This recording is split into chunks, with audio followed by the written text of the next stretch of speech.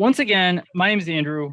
I am the instruction technology coach at Ingham ISD. I am the director of RMC13 and the co-conspirator of 517 Ed Tech. Also, I'm classroom tech integration at Waverly Community Schools and a former middle school and high school math teacher. So a lot of what I am going to be showing you today, of course, is sort of born out of a combination of classroom experience from my background and coaching experience from my not so far background.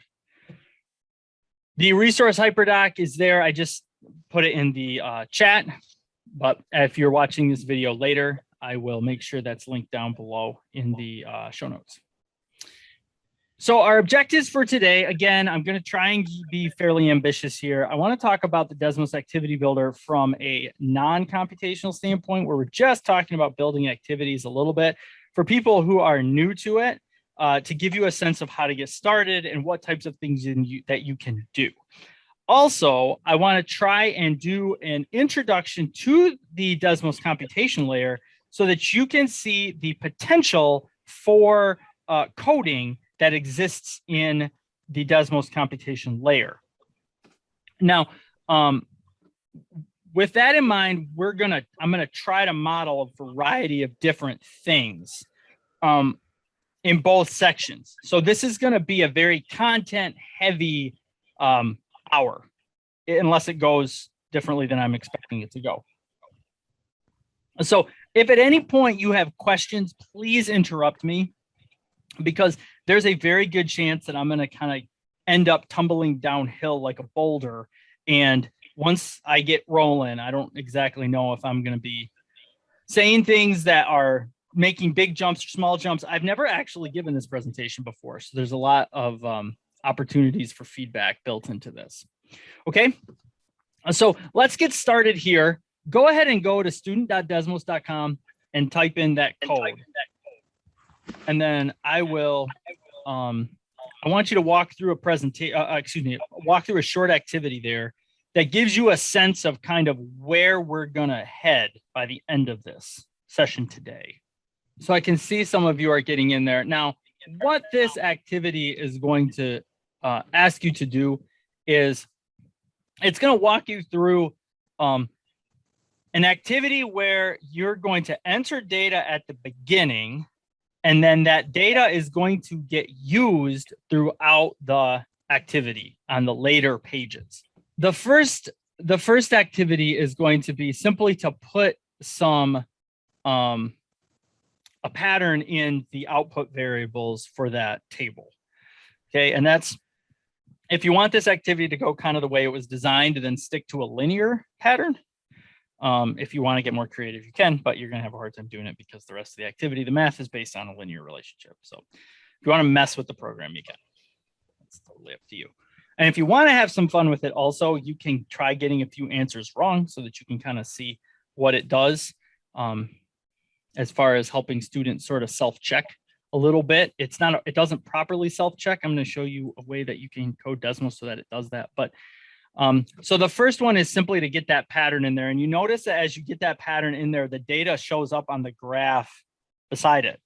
So when you move over to the second page, it's going to bring that data over so that you're going to be starting with the data that you put in as far as it being on the graph. So then it's asking you to, first of all, trace that function as far as the line that you think represents that data, the function of that data. Okay. Now, depending on what type of device you're working on, you might be working on a touchscreen device. It's really easy for you to draw a good line.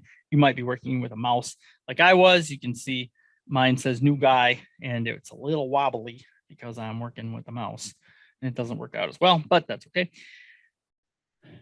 Okay. So then it asks you one more time to kind of consider that line that you drew, what the slope and the y-intercept would be, which if we had students who needed to be retaught at this point, we would have that artifact collected, that the students don't know what that means, and that would provide us a formative opportunity to reteach that stuff.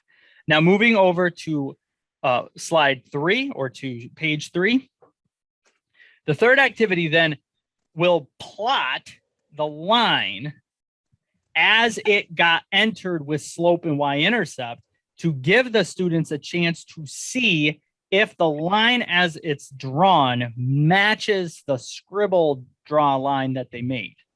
Okay, so it's bringing that line over to verify that it's good. And the idea is that if you enter data badly, or your slope or y-intercept were misnumbered, then your line would look different than the line you drew, significantly so. Like mine looks fairly good. It's wobbly, like it's not a very well-drawn line, but in general, it traces the function line pretty well. And then you can go back and I can get a look here at all the different lines you guys are drawing. I can see right now, most people are sticking to a lot of them are parallel, which is interesting, which means that it's been a work day and we're not in the mood to work too hard right now, which makes sense to me.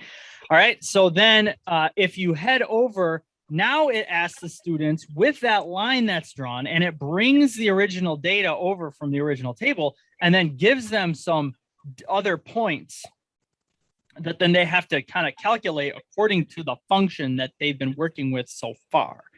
And what it's going to do is it's going to place orange points on the graph as they put new data in so that they can get a look at what it looks like as they crunch those numbers. And then the final one just kind of puts all of that together and makes sure there's no responses. Like there's no response to 5. There's no input that you're making. It just verifies that you've done everything well. It lines the line up. It puts all the points on there and everything. Okay. So by the time we're done here, I am going to show you how I coded that. Okay. And for better or for worse, you're going to have at least a view of one way to build something like that. Okay. All right. So now that we have all that data in there and you've seen it, one of the things that I'm going to do as like a keep in mind, and there's going to be a couple of keep in minds going on here. The first thing you keep in mind is that activity design in general and lesson design in general gets better as long as you've got a clear vision for the learning targets you have for your students, the experience you want them to have both with the content and with each other, the experience they need to have to learn the content. So like, I'll give a simple anecdote as to why I added that bullet point, like geometry, for example. There are some content standards that say students will be able to explain a proof of, and then there are other learning targets that say students will be able to write a proof for, or will be able to prove. Okay. The type of content exploration you do with those two standards is different because in one, they actually have to be able to write the proof in order to satisfy the standard. The other one, they have to simply be able to see the proof and explain it. Okay. So that's what I mean when I say the experience they need to have to learn the content. And then the artifacts that you want or need left behind in order to formally assess. So you see that activity I had there, had several opportunities where the students were having to share some of what they understand about the situation with Desmos so that I'm able to see whether or not I need to just put the brakes on everything and do a quick reteach, which will happen sometimes. Okay. Now, I will say that this is doubly true with the computation layer. Okay. And part of that is it's just a more complex design process. The other thing is, especially early in the game, you're going to spend a lot more time making lessons. And so you want to make sure when you're done, you're getting what you wanted, as opposed to going about the process somewhat haphazardly and then having something you can't really use or needs a lot of edits. Okay. Okay. So let's start with an activity. And I want to head over to the Desmos Live site first. So I'm going to go to teacher.desmos.com. Now, based on the registrations, I'm going to assume most of you have been here before. But just in case you haven't, quickly, this is where you would search for things if you were looking for stuff. And if you wanted to go through the pre-made lessons. These featured collections are really quite useful because everything that's built in here can be copied and pasted, which is really nice. And that's new since they launched this back in 2013 or so. Of course, lots new. It's so far away from 2013. That was dumb. I shouldn't have said that. I'm going to edit that out of the video. Anyway, so Over here, you'll see the custom activities. These are the ones that you make. So up here, you'll click new activity if you want to create a new thing. You'll give it a title. Decide whether you want it to be public or private. I'm going to make this one private because I'm probably just going to delete it when we're done here anyway. And then you'll click create new activity. Now, if you've never done this before, this is going to have a field that is reminiscent of slides or Nearpod or any of these type of activity builders that move students through an activity sort of like one frame at a time. Okay. And so your frames or slides or pages or activities or sheets or whatever we're calling them live up here. And then each one of them starts blank unless you duplicate something.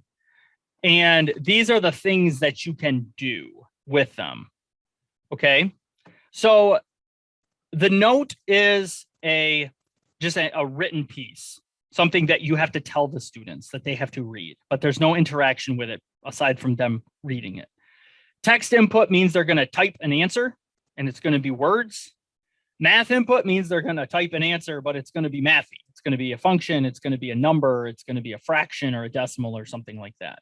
Yeah, all tools are open on this one. Radical signs, derivative signs, integral signs, square root signs, you name it. It can all go in there. Exponents, the whole bit. Okay, multiple choice checkboxes and ordered lists are just what they sound. That's got to feel pretty similar to like a Google form.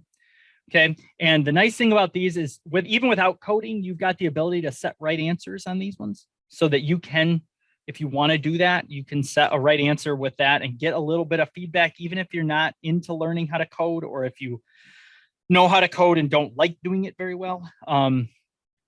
You can still get some of that from here. It just would have to take one of these easier to work with formats. Graphs and sketches and geometry, these can get in there and then you have the opportunity to edit them. So you'll notice that like last time in the activity, you would click onto a screen and it would have something already on the graph. The graph would already have a function graphed, or it would have a table, or it would have an ordered pair already written in there. That's how you would do that. Okay. So like, for example, you would choose any of these things, click, and you just drag it over.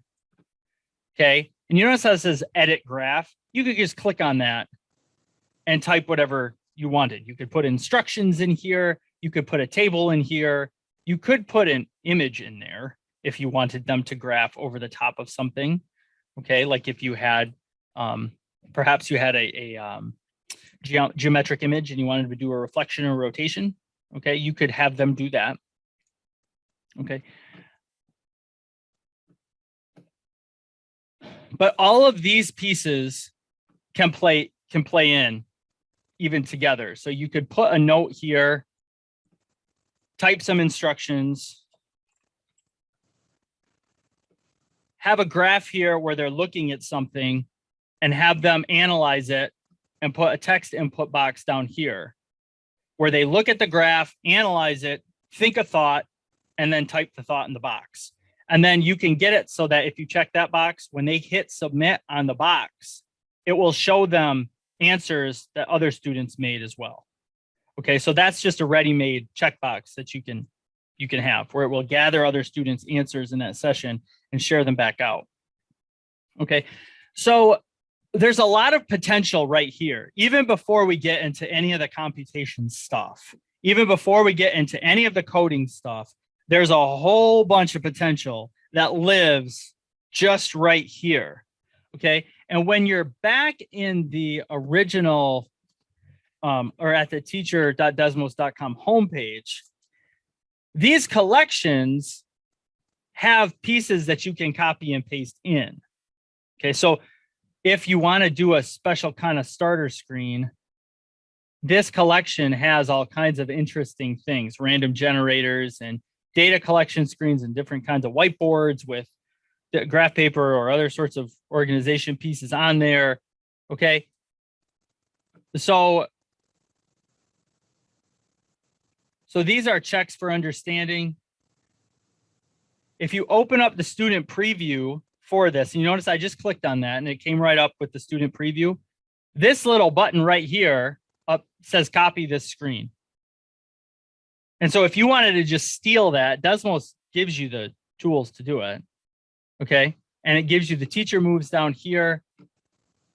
It also tells you up here how to make use of these. So this activity offers starter screens you can copy and paste into your activities. Okay. So you could take this, hit copy, go back to yours, go up here, hit Control V, and now that screen is part of your activity.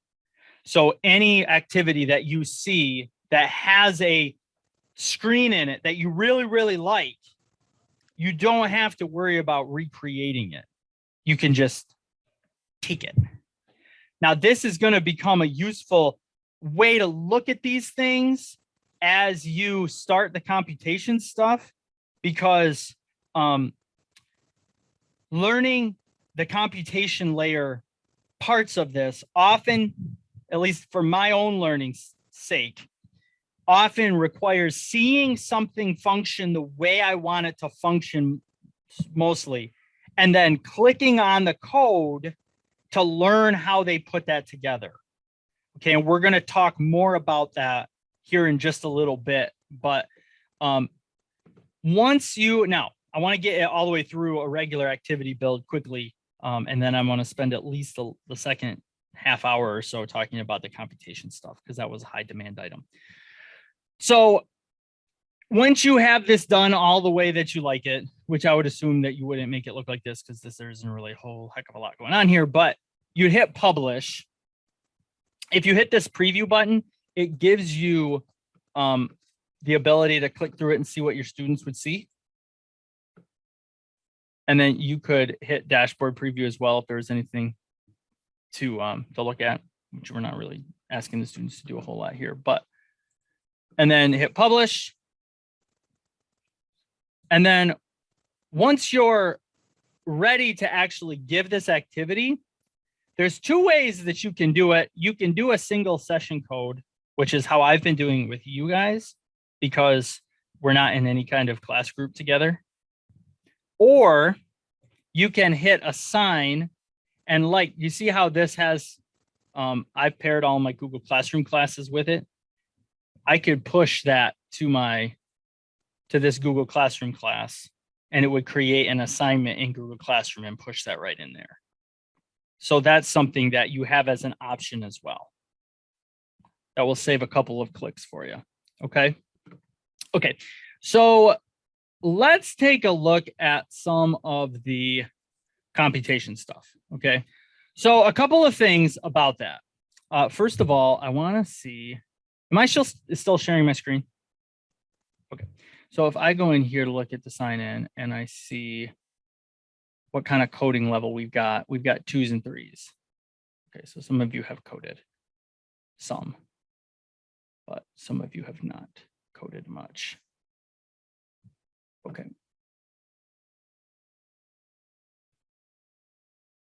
So, okay, so let's talk about coding for a second. Okay, so coding involves multiple things. Okay, and I'm going to use these 3 words during the session. Coding probably involves more than just these 3 things, but these cover a lot of it. There's logic, which is how the various components are linked together to function the way you want them to. Okay, there's syntax. Syntax is the actual linguistic strategy and structure that you're using, right? So like how you choose the words, or what you actually type, or where the dot goes, or whether you use a semicolon or a hyphen, or when it's parentheses or brackets, things like that. That's all syntax. And then design is the decision making about how it looks when the end user engages this thing. Okay, those 3 things all play into this. Okay, it's one thing to have an elegant design that doesn't function the way you want it to because you didn't pay attention to the syntax. It's another thing, and you'll see this today, I promise, to have a well-functioning, syntactically proper activity that does not look like it would make much sense when students walk through it. you're going to see that today too, I promise, because one of the things I built only existed for the sake of making sure it worked. So I never actually worked with any of the design components at all. I didn't intend to do that. So you'll see what I mean by that. Okay, so you're going to hear me use those different things. I am going to spend a lot of time today working mostly with logic and syntax. I am going to assume that a teacher's sort of relationships and classroom atmosphere for his or her students will make the design component something that you guys are more comfortable with than the syntax and the logic would. So I'm going to spend my time there. Okay. And then by the end of the day today, you'll get an opportunity on the feedback form to tell me whether I need to spend more time on this or whether you want to do a build play date style event for session 3 or lingering questions or whatever. Okay. So go through this knowing that I'm going to spend the first half hour. I'm going to spend a half hour talking about this first, and then you got a whole nother session to give me feedback on for what you want me to do next week. Okay. All right, here we go. So step 1, you got to understand the activity. So I'm going to model 2 different activities for you. Okay. And the first step of all of these is understanding what it's coded to do so that you can kind of tell where I had to connect pieces together. And then I'll show you how I connected them together. Okay, first thing to know also, which this is less of an issue, but I'm going to say it anyway. Desmos has its own language. Okay, so this isn't HTML, this isn't BASIC, this isn't any of that stuff. If you are used to those, which according to your self-report data, you're not, then you're going to have to kind of just learn the new language. But since you don't have a lot of coding experience, that probably is not going to be a big issue. Okay, so this first activity I'm going to show you, I call self-checking attempt number 1. Okay, these are the CL models, this collection I made. That one's somebody else's, but these are all ones I made. And collection, there we go. Control C. And this is another nice little tool that Desmos has as well, is the ability to build these collections so that you can either share things with each other or group them. So if you're a teacher who teaches maybe both Algebra 1 and also Algebra 2, you can have an Algebra 1 collection and Algebra 2 collection. Anyway, all right, on we go. All right, so this self-checking attempt number 1, okay? This is a very simple idea. All I wanted to do was have a spot where I could type a question, have a spot where the students could write an answer, and have Desmos be able to tell whether what I was doing was right or wrong. So if I put 31, it's going to say, try again. And if I type 32, it's going to say, excellent. Okay, and in the dashboard, it would provide a little X when I got it wrong and a green and a little check mark when I got it right.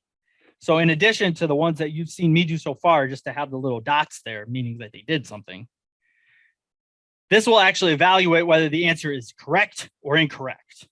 Okay. Now, this is what I mean when I say I didn't really pay much attention to the design components. It's pretty just like, hey, here's a math problem. Do you know the answer? All right. And I did that 3 different times. Okay. Okay. So what I did here is the objective was pretty straightforward. I want the students to be able to answer math problems. I want Desmos to know whether it's right or wrong. And I want Desmos to report back out to me and also to the student that they got it right or wrong. Okay. So what I need to build, and this is literally, you're seeing the inside of my head here. This is how I think about this stuff. First, what do I want it to do? Second, because of that, what do I have to build? So I have to build a spot for me to put the question. I got to build a spot for the students to put the answer. I got to build a spot for the report out of the correct and incorrect response to the student. And then I have to have a way for Desmos to report to the dashboard whether it's right or wrong. Okay, that's 4 things that I've got to actively do. Okay, so let's take a look at how I pulled that move off. Okay, so what you'd see if you went in here in the edit is it would look like this. Okay, so each one of those sheets, each one of those activity slides is 3 components. Okay, three components.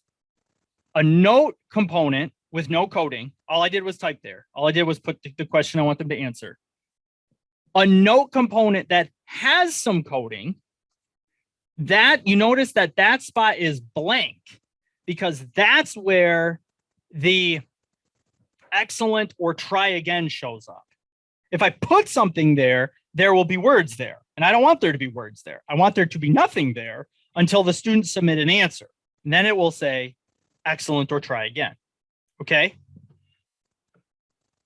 And then that's the script for that. I'll get into that in a second. And then the math input component, which is where I need them to type the number. Okay. So let's take a look at what that coding looks like. So when I coded this, and understand for the record that I don't code creatively.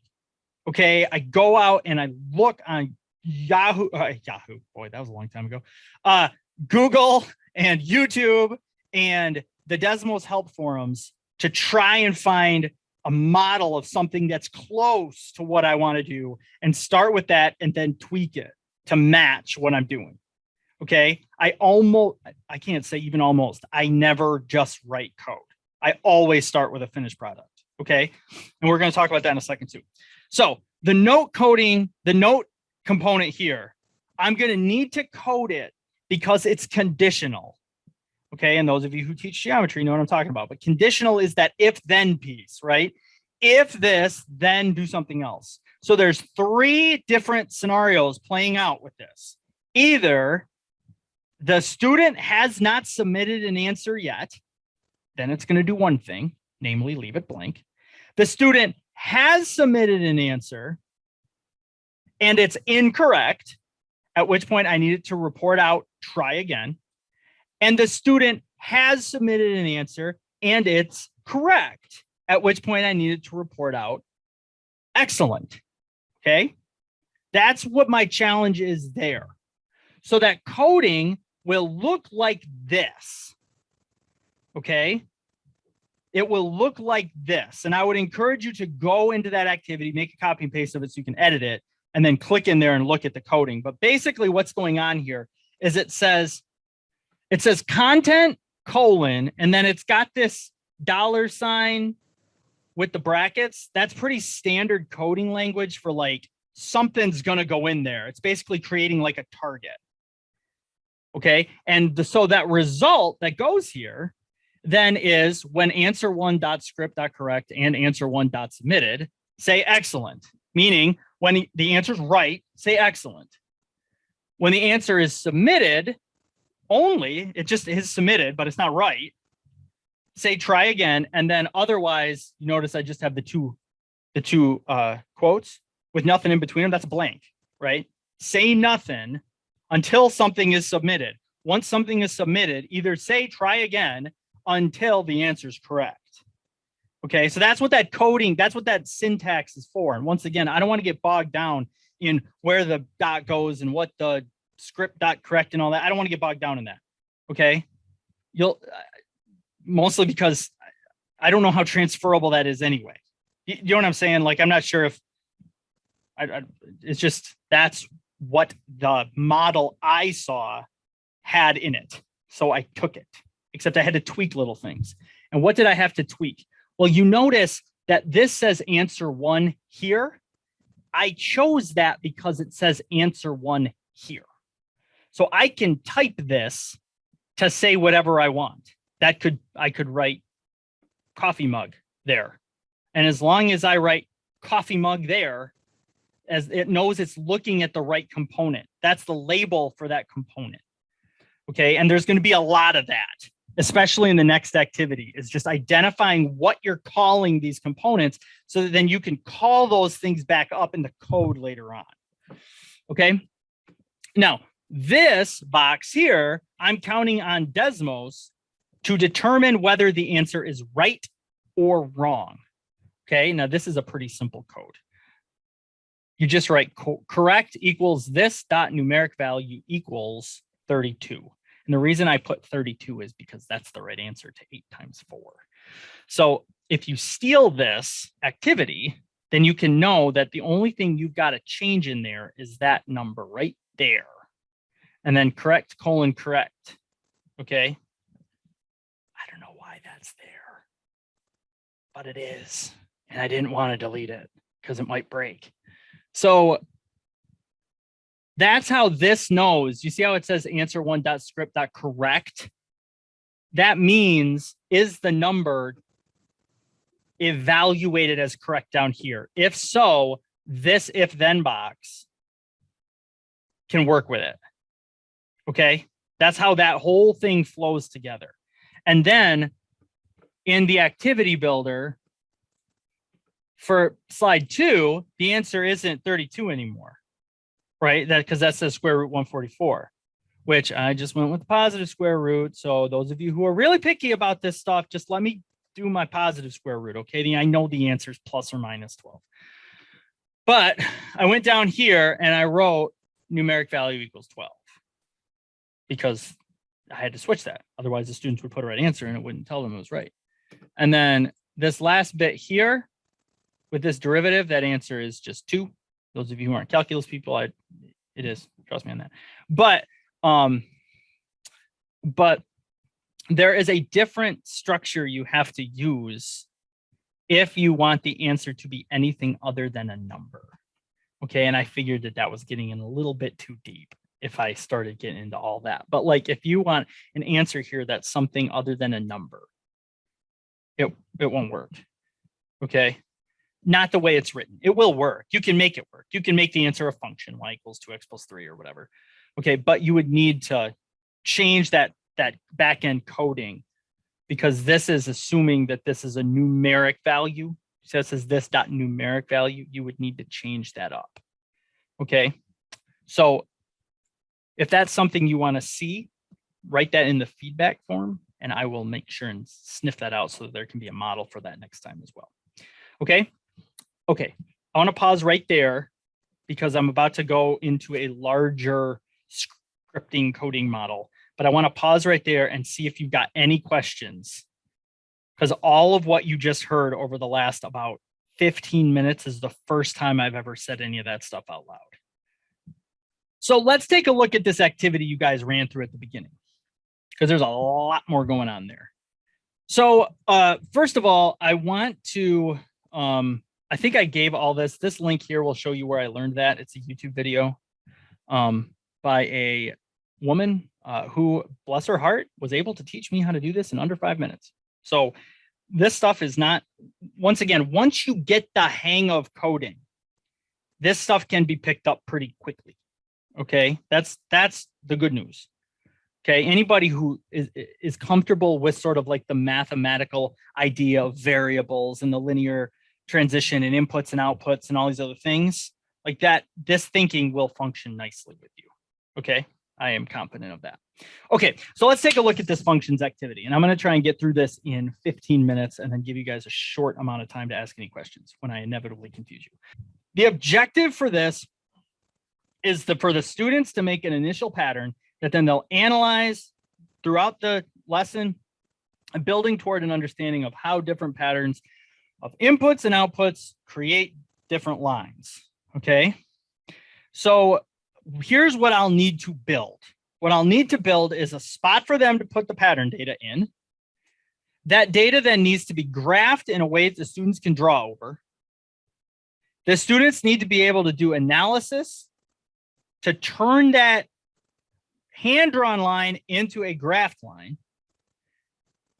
There needs to be more auto-graphing data with that line so the students, I can test their understanding if they understand what that function means, and then to check all their answers by putting that together on the same graph. Okay, that's what I want to do. Okay, now note, once again, I'm going to say this just because I want to be clear. When I went through this activity, I was thinking of function, logic, and syntax, not design. I'm not sure that lesson I showed you was immediately ready for you to take right off the shelf and put right on your classroom, because I'm not sure it's designed well. Okay, all right, so here we go. So here's the first page, or the first, I'm going to use page. I'm just going to settle on that word. The first page has these 4 components in it.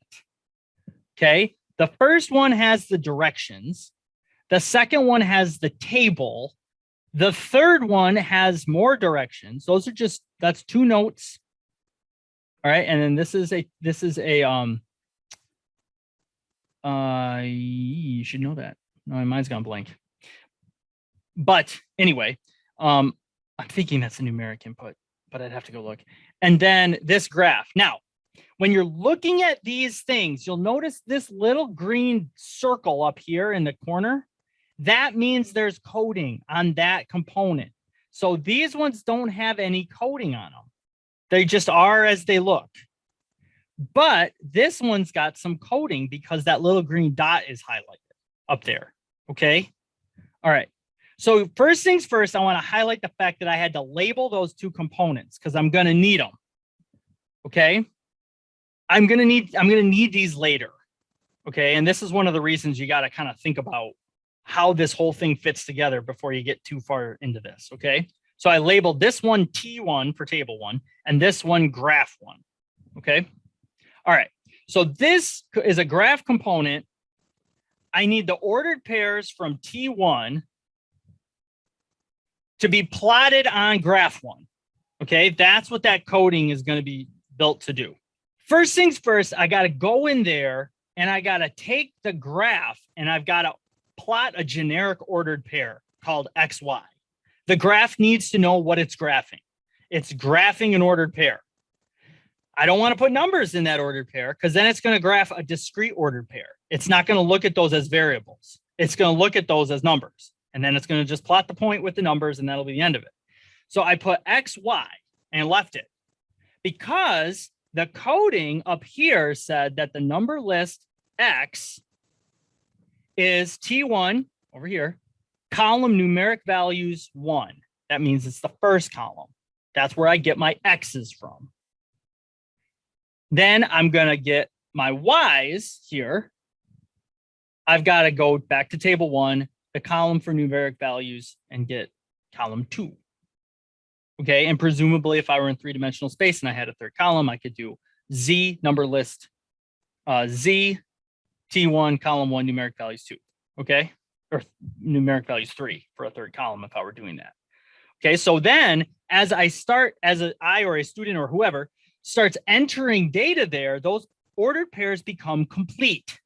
So if I put a 3 here, now I've got an ordered pair, an XY, and now my graph knows to plot it. As I keep putting numbers, and you notice that's how it played out. There were no points on the graph until you started putting numbers in there. And then there were points on the graph. Okay.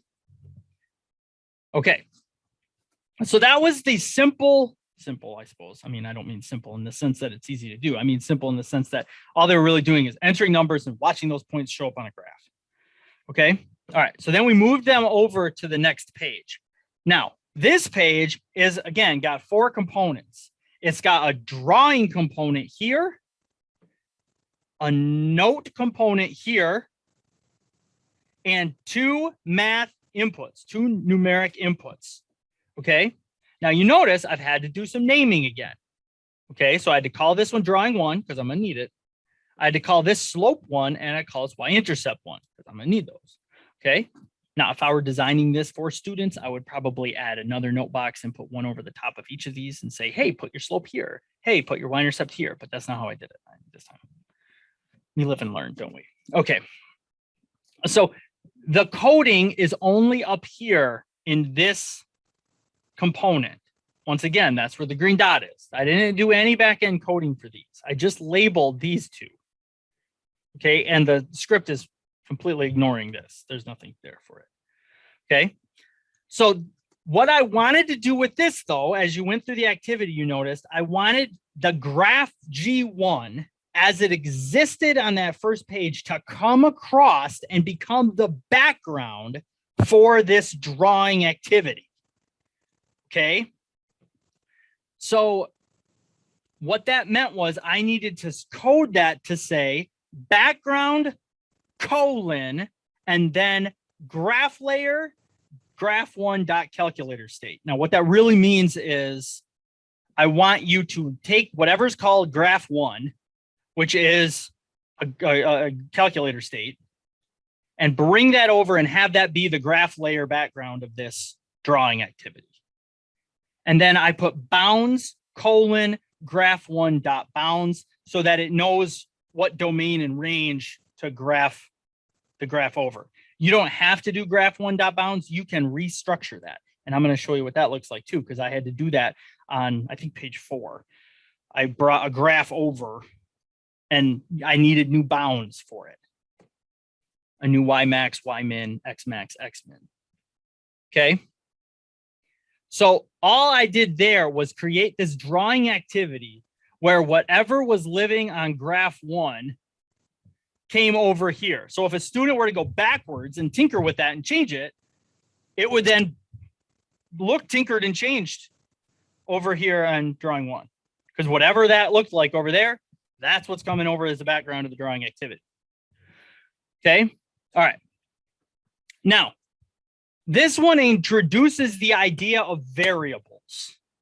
Okay. So you noticed, maybe you didn't notice, maybe hopefully you did.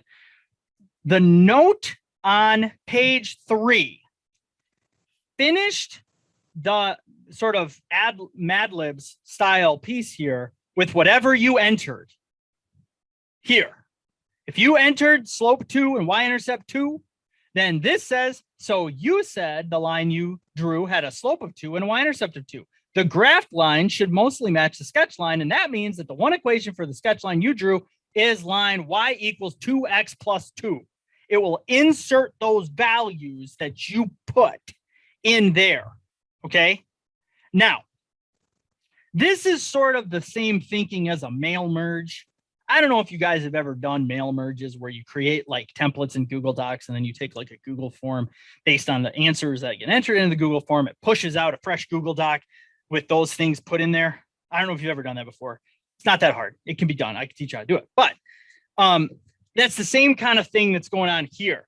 These green letters are targets. Okay. And those live down here in this little, it's got 2 brackets and a hashtag. And when you were to, if you clicked on that right here, and I can show it live, but I'm running short on time, it will bring up the variables. Okay. Those variables are defined as M equals, so this is the coding that lives in this box. It just, all it says is M equals slope1 dot numeric value and B equals y int 1 dot numeric value. Whatever I entered in the box called slope 1, that's what M equals over here in this box. Whatever I entered into box y int 1, that's what comes over for B. And because I wrote the code M equals and B equals, it recognizes those as variables, B and M, that I can play with. When I click down here on this little button, this little hashtag button, it will bring up everything it recognizes as a defined variable, which in this case, it would only be an M and a B. So then as I was typing this, I would say, so you said the line you drew had a slope of, and then I would click down here and it would bring up the letter M and I would click on it and I'd get that green letter M. And that's how I would insert that in the writing and make this a text that could be personalized based on the way that the activity had gone. Now, in order to graph that, once again, just like with the ordered pairs, I needed to go through and stick just a generic line in there. Y equals mx plus b. And then it pulls the M and the B as defined over here and graphs those so that the M, so that this slope gets entered here by the student and then gets defined in this code as M and then gets inserted in here and inserted in the graph. And the same with the y-intercept. This gets labeled, this gets entered here by the student, identified in the code as B, gets put in the text here, and then gets put in the graph as B also. The thing that does help from a cheat sheet standpoint is recognizing kind of how you have to layer all these pieces together in order to get the effect you want. So to recognize that what I really want is for students to like enter some data early and then play around with it, what I'm really saying is, well, I need that graph to become the background of a drawing component, right? That you may not be thinking that. You may just be thinking, I want the graph to come over. But if you use the graph, you can't draw on it. So in order to get the students to be able to free draw on it, it has to be a drawing component. So how do you get that graph in there then? Well, then you got to think that's the background that I've got to choose. So it's that kind of stuff that you can cheat sheet a little bit, but that I don't have that created. So it could be that that's something I can Google and add to my list of things to see if by next week I can find something that sort of functions in that way. Disclaimers. I learned this stuff the way I learned to play guitar, which is I wanted to learn how to play songs, and I would pick a song I wanted to play. And then I would go someplace and find the thing that taught me how to play that song.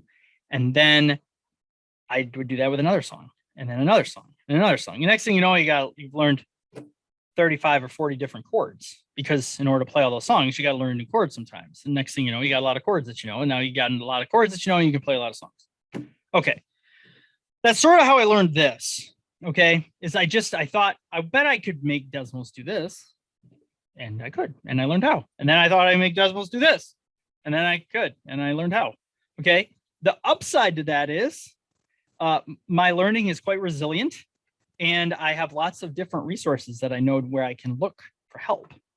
The downside to that is I can't be very creative inside of Desmos because I don't write any of the script. I don't know really how. I've only ever memorized, pull this out and put that there and tweak it a little bit. Like I understand what's going on inside of code enough to be able to tweak it and change it to do what I needed to do, but I could never have written that myself. I can't say never. Up to this point, I haven't been able to learn it well enough to craft it. Okay. So I use YouTube. And if you click on that link in the slides, that's actually just me typing Desmos Computation Layer in the search bar, and that's the search results. And it's just so that you can get a feel for what types of things exist out on YouTube.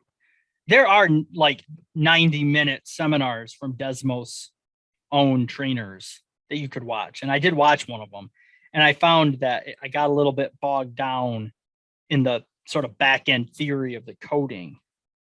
Whereas what I really wanted to know was how I can fit all these components together. But some people really like that theoretical framework because it helps them learn more and more. It just was something that wasn't valuable to me at that time. Google searching, right? Desmos Computation Layer, and then put in what you're trying to do in the back and then hit enter. See what you can find. And then sifting through the Desmos helps. If you click on that link, also Desmos has a whole subsection of their help documents that are based on learning the computation layer.